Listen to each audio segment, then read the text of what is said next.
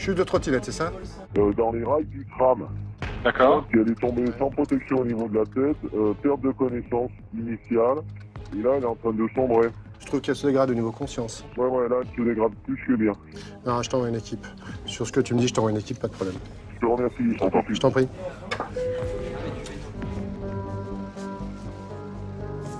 L'équipe du docteur Arnaud Debray est immédiatement déclenchée.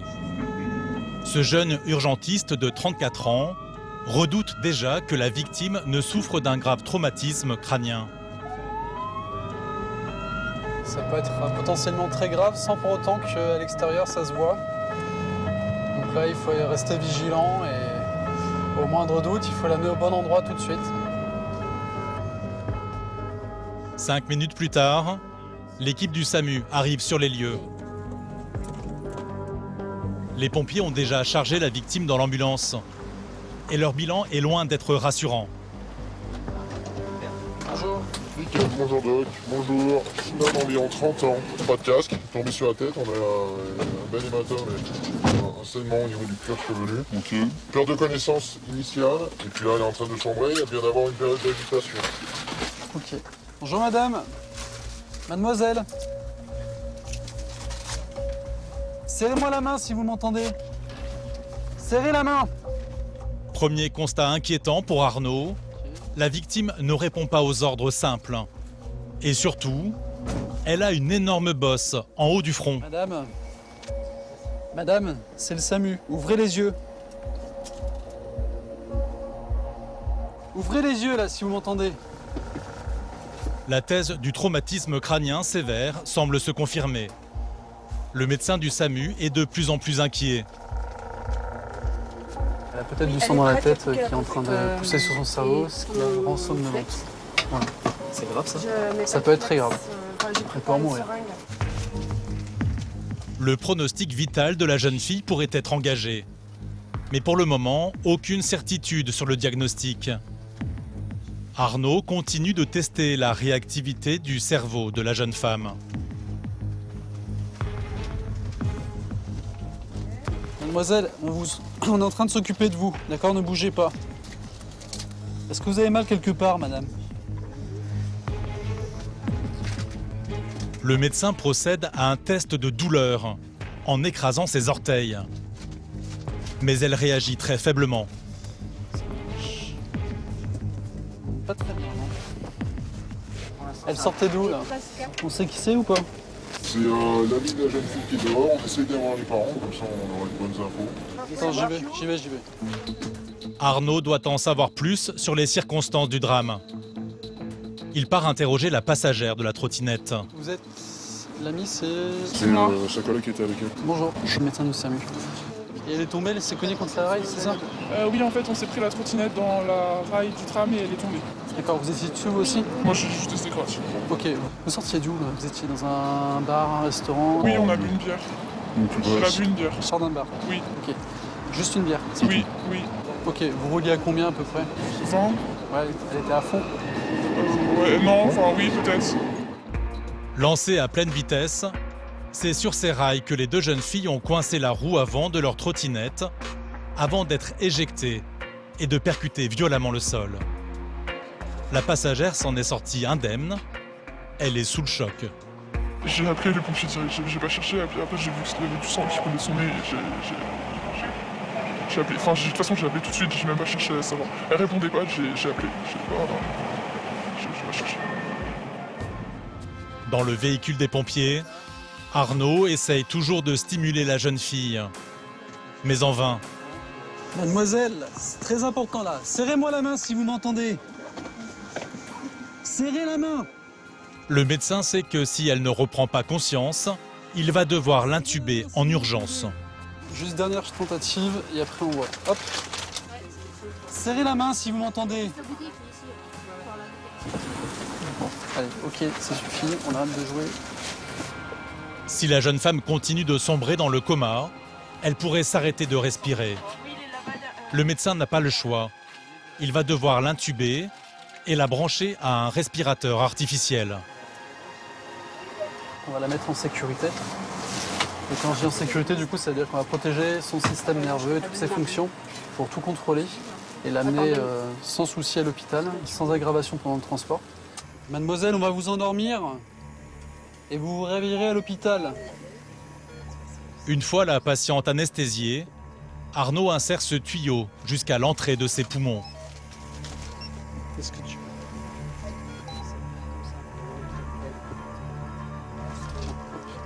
veux? Ouais. Le médecin réussit l'opération en quelques secondes et branche la patiente au respirateur. D'accord. C'est cette machine qui va prendre le relais pour l'oxygéner. La jeune femme est désormais stabilisée, mais Arnaud sait que la partie est loin d'être gagnée. Plus on attend, plus ça saigne dans la tête et plus ça s'aggrave. Donc après, moi je suis pas neurochirurgien. Si jamais il faut qu'un neurochirurgien intervienne, et ben, il faut qu'on en soit rapidement au scanner pour avoir la confirmation et pouvoir la ramener rapidement au chirurgien. Avant de partir en direction de l'hôpital, Arnaud tient à rassurer la copine de la victime. Alors, hop, je vais vous expliquer ce qu'il en est. Là, du coup, je l'ai endormie. Je l'ai mise dans un coma, d'accord, parce qu'elle ne me répond pas suffisamment. Donc ça ne veut pas dire que c'est forcément très grave, d'accord, mais elle a quand même une belle bosse à gauche. Et ce que je veux voir, c'est s'il y a quelque chose à l'intérieur de la tête. Voyez, on l'emmène à Edorario. Et là-bas, ils finiront le bilan. Et prenez votre temps. D'accord. Voilà, nous on y va. C'est bon? C'est bon. Allez, on est parti. Allez, go. Sans tarder, le convoi part en direction de l'hôpital Édouard Herriot. Le temps presse, car en cas d'hémorragie cérébrale, la victime pourrait garder des séquelles à vie. Arrivée à l'hôpital, elle va directement passer un scanner. Il révélera bien une hémorragie intracrânienne. Arnaud a fait tout ce qu'il pouvait, mais il sait que cela ne suffira peut-être pas. Clairement, tant qu'on ne sait pas exactement s'il y a du sang ou pas et quelle quantité il peut y avoir dans sa tête, son pronostic est réservé jusqu'à preuve du contraire. Après, on peut avoir soit des troubles du comportement ou éventuellement des déficits moteurs pour cette patiente. Elle pourrait récupérer, mais elle pourrait aussi garder des séquelles. La jeune femme va être opérée en urgence. Après une dizaine de jours d'hospitalisation et une convalescence de 2 mois, elle s'en sortira sans aucune séquelle. Elle a eu une chance inouïe.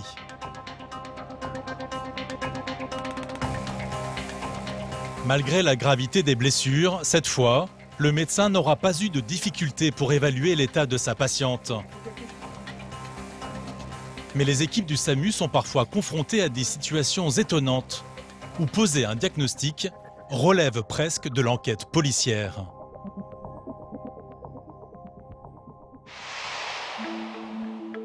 Une nouvelle journée commence à l'hôpital Édouard Herriot. Il est 7h30. Le docteur David Pinero commence sa garde. Salut tout le monde. Ça va? Ça va? En plus de partir chaque jour sur le terrain, il est le responsable de la centaine d'urgentistes qui se relaient jour et nuit pour partir en intervention. Malgré cette lourde responsabilité, après 15 ans de SAMU, ce médecin de 49 ans est toujours aussi passionné par son métier. Chaque journée est une inconnue. On ne sait pas ce qu'on va faire, on ne sait pas quelle pathologie on va rencontrer, on ne sait pas quel type de patient on va prendre en charge. Il faut qu'on gère la pathologie, le diagnostic, la technique, qu'on gère parfois son propre stress, mais aussi le stress du patient, le stress de la famille. Et comme toutes les familles, tous les patients, tous les sont différents, c'est jamais la même intervention. J'ai pas de lassitude et je ne me vois pas faire autre chose.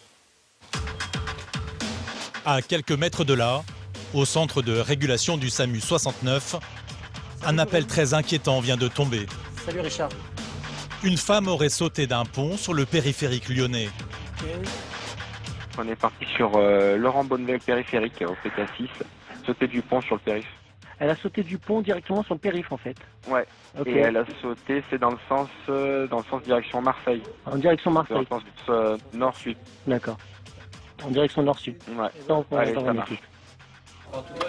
Appel général départ primaire pompier, Carrel 43, Pinero.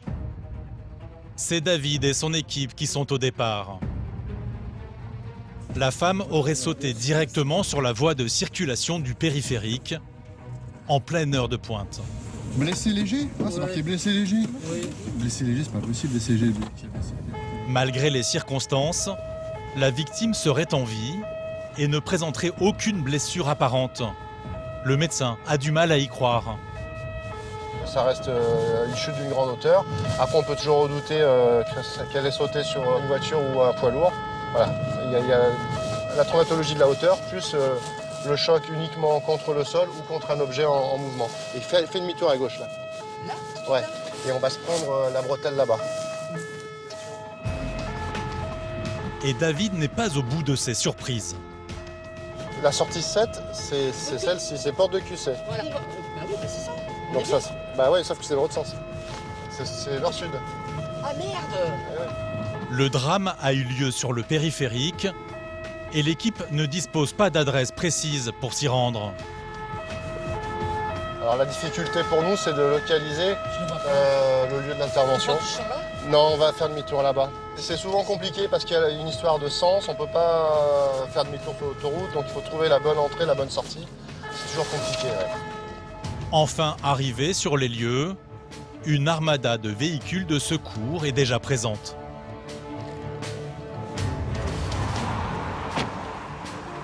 La victime est déjà dans le camion des pompiers. Leur bilan est une fois encore à peine croyable. Salut.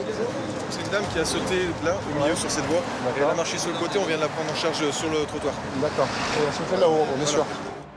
C'est de ce pont que la victime aurait tenté de se suicider. Une chute vertigineuse de plus de 10 mètres. Non seulement elle a survécu à l'impact, mais en plus, aucun véhicule ne l'aurait percutée. Bonjour madame, je suis le médecin. D'accord? Vous n'allez pas vous lever, vous allez rester allongé. Racontez-moi un petit peu ce que vous avez fait.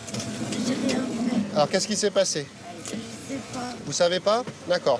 Tu m'as dit douleur du membre inférieur? Aucune douleur membre inférieur et membre supérieur, il y a juste douleur dorsale et uniquement dorsale. Aussi invraisemblable que cela puisse paraître, la jeune femme ne se plaint que de douleurs au dos. Mais elle apparaît d'emblée incohérente et agitée. Non, bougez pas, bougez pas. Non, bougez pas. Non, non, non, non, non, non, non. Non, il faut pas attendre, madame.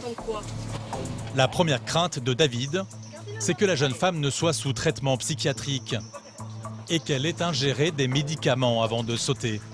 Le médecin tente d'en savoir plus. Vous avez des médicaments que vous prenez tous les jours? Oui. Qu'est-ce que vous prenez? Je voudrais me lever. Non, vous pouvez pas vous lever. Dites-moi ce que vous prenez comme médicament. Je me souviens pas. Comment? Je me souviens pas. Vous vous souvenez pas, d'accord. Vous prenez des médicaments pour le moral? Oui. Oui. C'est vous qui avez son sac? Vous pouvez regarder où un pompier, s'il y a une ordonnance et un âge, s'il vous plaît? Mais les équipes de police ne trouvent ni médicaments, ni ordonnance dans les affaires de la victime. Sans perdre de temps, le médecin tente de repérer les lésions dont elle pourrait souffrir. Est-ce que je vous fais mal quand j'appuie? Vous avez mal ici? Répondez, je vous fais mal? Oui. D'accord. Où est-ce que vous avez mal? Dites-nous. Où est-ce que vous avez mal? C'est important d'examiner son patient de la tête aux pieds pour voir s'il y a des lésions. Ils ont mal au dos, on va être focalisé sur le dos, mais ils ont peut-être une fracture qui est moins douloureuse, qui passera au second plan parce que la douleur est projetée ou la douleur est moins intense qu'un autre lieu. Donc il faut vraiment la palper de la tête aux pieds pour se faire une idée des lésions potentielles. Vu l'ampleur de la chute, David craint que la jeune femme ne souffre de multiples fractures du bassin. Est-ce que je vous fais mal là? Non? Est-ce que ça fait mal? Où est-ce que ça fait mal? Une zone où les risques d'hémorragie sont très élevés. Il faut lui mettre une ceinture de bassin. David pense avoir repéré des fractures. Mais le pompier va livrer une information qui contredit son diagnostic. Elle a marché. Un peu au milieu du périph' et elle s'est déplacée sur le bras. Lorsqu'on l'a relevée, elle n'a pas eu de rictus. La femme aurait marché seule jusqu'au bord de la route. Une chose qui paraît totalement impensable avec un bassin fracturé. Pour David, le mystère s'épaissit. Mais le médecin se doit d'envisager le pire scénario. D'autant que le cœur de la patiente bat très vite. Son pouls est anormalement élevé. Ce qui m'embête un petit peu. Elle a un pouls accéléré, donc jusqu'à preuve du contraire, elle a un risque de saignement. Alors son pouls accéléré peut être dû à la douleur, ça conduit pas de dentalgique, mais il peut y avoir aussi des lésions internes, donc il faut qu'on fasse vite. David décide donc de ne pas perdre une minute de plus sur place et de partir en direction de l'hôpital Édouard Herriot. Sur le trajet, le médecin tente de continuer son examen pour préciser le diagnostic. Mais là encore, difficile de se faire une idée.